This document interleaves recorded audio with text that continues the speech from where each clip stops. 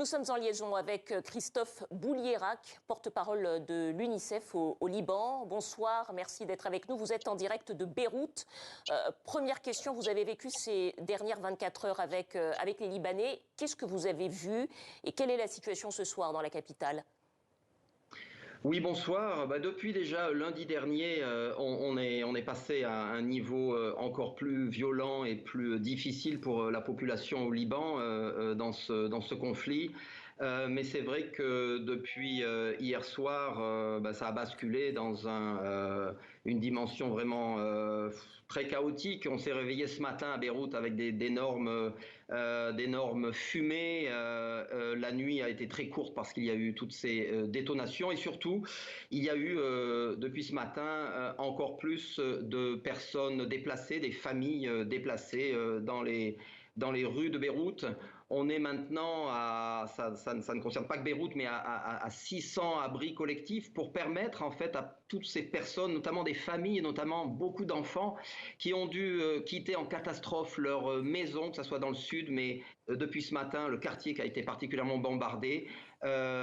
Ils ont quitté leur famille et leur maison avec parfois juste leurs habits, leur permettent de passer une nuit avec toute la dignité possible, le plus possible, dans des abris qui sont pour l'instant des écoles ou des universités. C'est vraiment une urgence qui pour l'instant demande une réponse qui n'est pas encore à la mesure de ce qu'il faut, mais on est vraiment pour l'instant dans un chaos. Alors il y a eu des frappes spectaculaires hier soir, il y a eu des frappes à nouveau il y a 1 heure à peu près dans le sud de Beyrouth. C'est un tournant, cette élimination d'Hassan Nasrallah. Est-ce que les Libanais que vous rencontrez sont inquiets? Est-ce que vous-même, en tant qu'humanitaire, vous avez une inquiétude particulière? L'inquiétude chez les gens qui vivent ici au Liban, elle est permanente parce que nous avons des exemples et même des collègues des Nations Unies.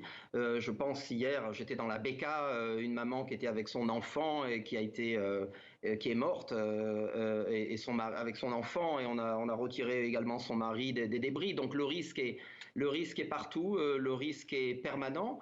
Ce qui est vraiment difficile, ce que nous voyons, ce sont des gens qui ont perdu parfois beaucoup de membres de leur famille. Hier, moi, j'ai rencontré une jeune fille qui avait perdu 15 personnes de sa famille. Il y a des situations extrêmes, en fait, des personnes handicapées aussi, qui ont dû quitter leur maison sans même prendre leur fauteuil roulant. Et puis, ce qui est extrêmement triste, c'est qu'il y a encore une semaine, il y avait des enfants qui avaient leur cartable prêt pour aller à l'école, qui étaient avec leurs grands-parents, comme une famille harmonieuse.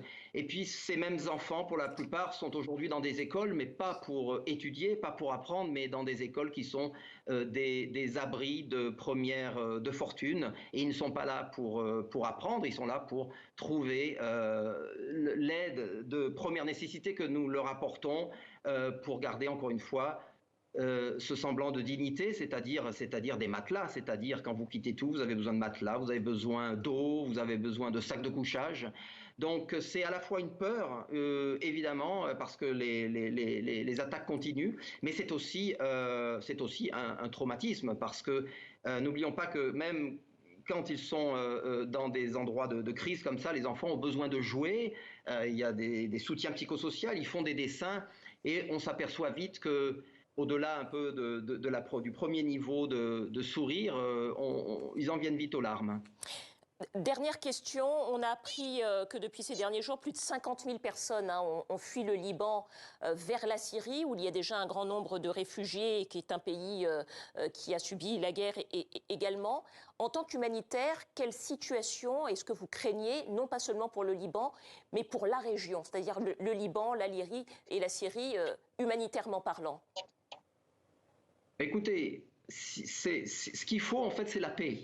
Il faut qu'il y ait que ces menaces incessantes et ces explosions traumatisantes. Il y a eu plus de morts depuis lundi dernier, des morts d'enfants que depuis les 11 derniers mois. Tout ça, il faudrait que ça s'arrête. Il faut que ça s'arrête. Il y a des mouvements du sud du Liban vers la Beka. Effectivement, vous avez mentionné vers la frontière syrienne. Donc oui, et puis nous sommes dans un contexte vraiment imprévisible. Quand est-ce que toute cette violence va s'arrêter? Nous nous préparons à plusieurs scénarios. Nous sommes déjà dans un scénario de grand flux de personnes déplacées. Nous sommes maintenant dans une situation où il faut un appel, il faut que la communauté internationale fasse un appel de Mais mobiliser des fonds parce que tout ça va devoir, va malheureusement peut-être continuer et puis il faudra appel reconstruire entendu. des Merci à vous, Christophe Boulierac, porte-parole de l'UNICEF.